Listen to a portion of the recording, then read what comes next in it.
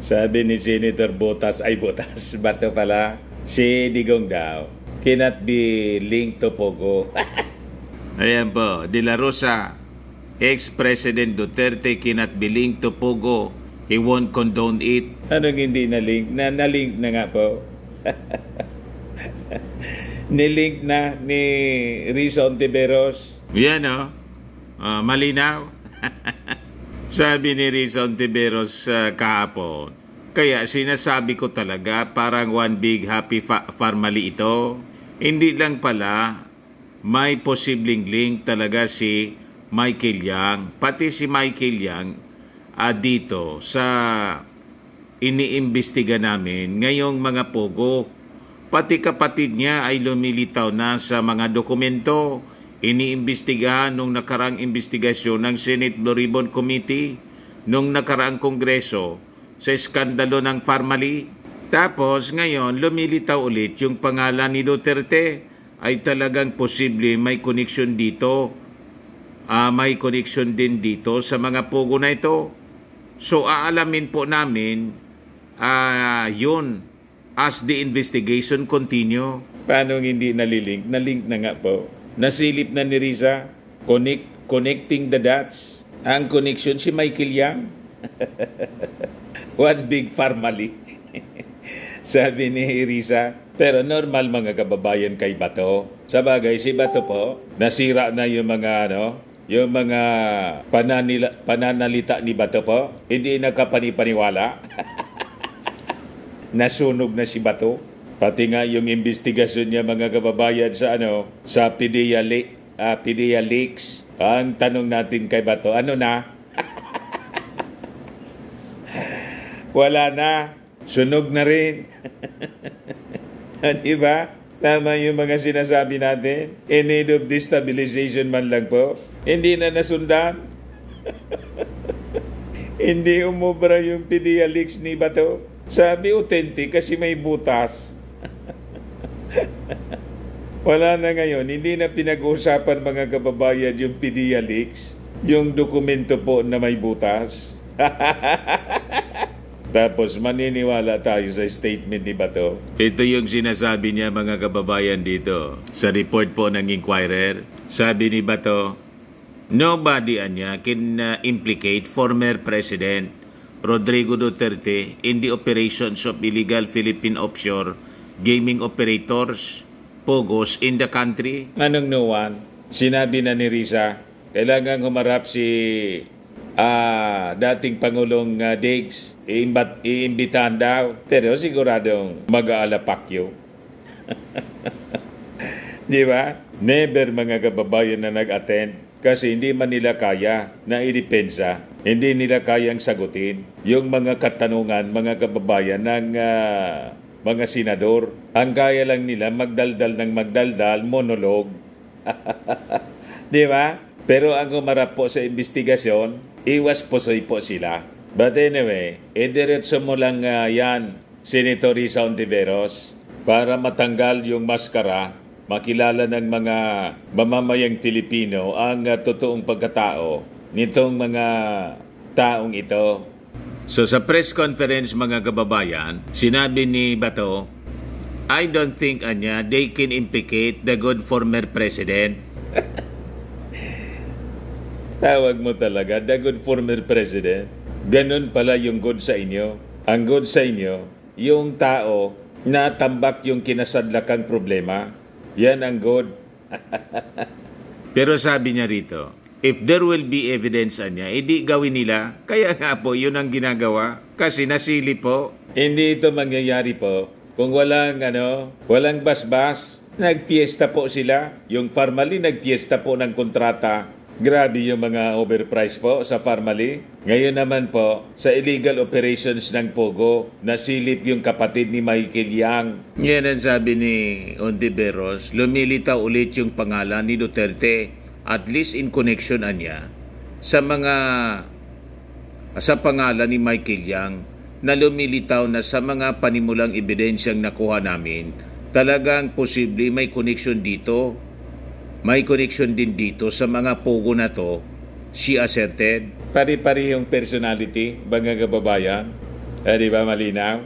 Pero sabi po ni Bato, by mere association lang.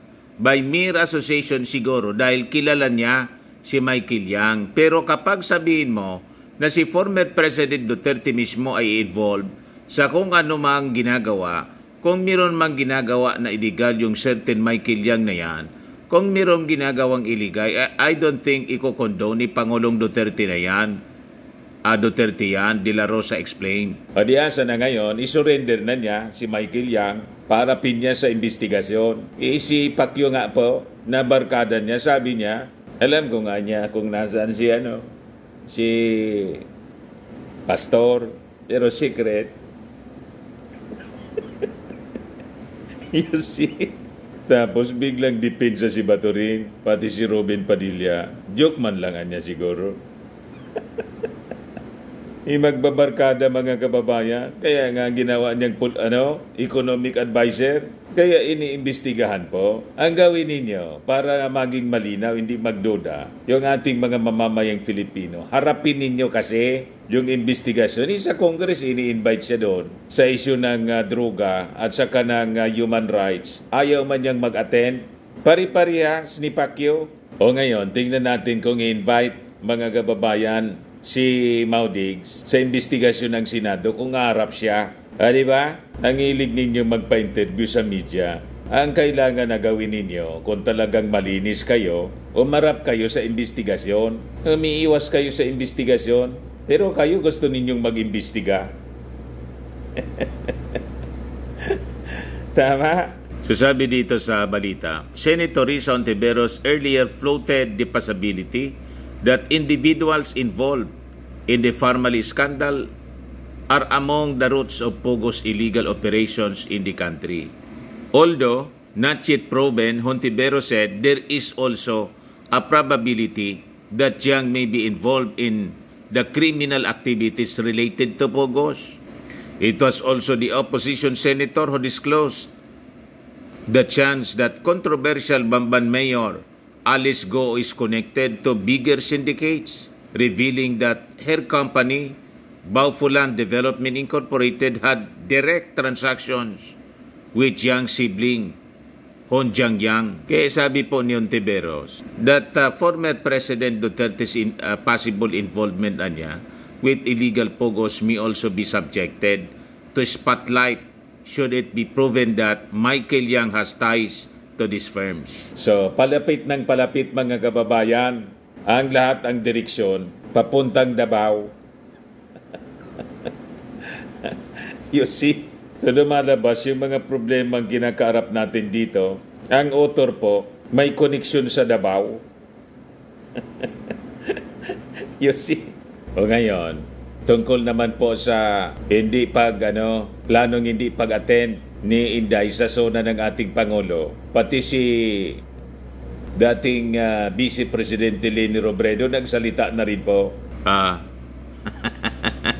Sabi dito sa Impact Leadership, Sara Defense Designated Survivor remark, Leni emphasizes importance of attending zona. Kita mo na, lumalabas, mas okay pa si Leni kay Inday. Mas malala pa pala si Inday kaysa kay Leni mga kababayan. Sabi rito, Vice President and self-appointed designated survivor Sara Duterte has defended the remark, responding to criticism regarding her decision to skip President Ferdinand Marcos Jr. third zona.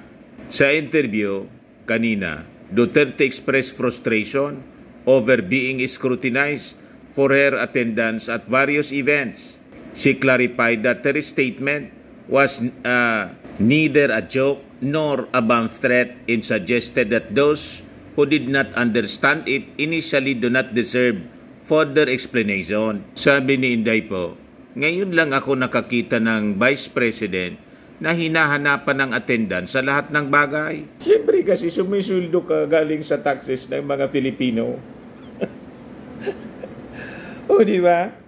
Tumakbo ka kasi na Vice Presidente at sumusweldo from the taxes of the Filipino people. So ang oras mo, bayad. So dapat na Sulitin mo naman yung binabayad sa yung sweldo ng mga mamamayang Filipino. At kasama dyan, sa dapat pinagtutuunan mo ng oras, yung mga official functions, tulad ng inimbita ka sa SONA, ayaw mo.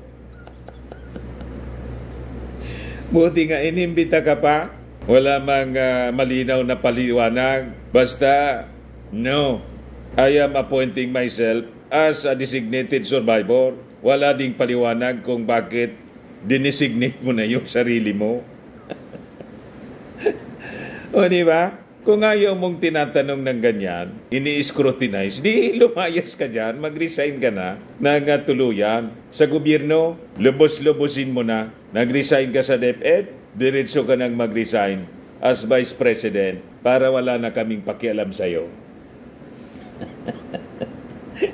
Tama? Yan, reklamo ni Inday. Ngayon lang ako nakakita ng Vice President na hinahanapan daw ng attendance sa lahat ng bagay. Hindi yun joke, hindi rin yun bomb threat. I think many miss the point. So para sa akin, kung hindi mo naintindihan the first time, I don't think you deserve an explanation. Kita mo, pilosopo pa. Ganon ang kanyang pag-ugali. Talaga pong sabi ng mga nagko-comment sa social media, hindi niya napalaki ng tama ng magulang niya. Paano mapalagi ng tama na yung magulang mali din palagi? Di ba? Mali-mali kung magsalita, sige lang ang pangmumura. Ano asahan mo sa ganon? Kaya nga wasak yung pamilya niya, dalawa yung asawa. Sabi ng mga nagkukomento, spoiled brat niya si Inday, immature. You see? Pero tingnan ninyo si Leni Robredo. Ito yung sinabi ni Leni, medyo mas okay pa. Sabi ni Leni, ang state of the nation, nasa konstitusyon yan na parang yung buong pamilya ng gobyerno nariyan. Hindi naman sa personal na pagsuporta sa pagkatao ng presidente, kundi sa opisina niya. Sanay naman ako sa pagtira nila. Subalit, opisyal na function kasi ang SONA. Kailangan mo kasing harapin dahil sa obligasyon. Medyo mas okay pa yung pagkaintindi sa SONA ni Leni kaysa ni Inday. Pagkatapos, ang gusto siguro ni Inday, siya na yung mag-SONA. Yan ang sabi ni Ari Roque, baka daw na ito na niya yung kontrasona ni Inday, yung hindi niya pag-attend sa SONA ng Pangulo, ito na yung kontrasona. Hindi magkontrasona kayo. Alam naman ng mga mamamayang Pilipino kung ano yung kinagagalit ninyo, kinasasama ng loob ninyo dahil sa confidential funds.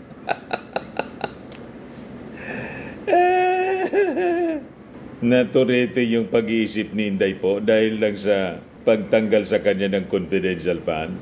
So anyway, mga kababayan, yun lang po ang ating short video ngayon. Ako po si Dante Maravillas. Bye-bye. God bless.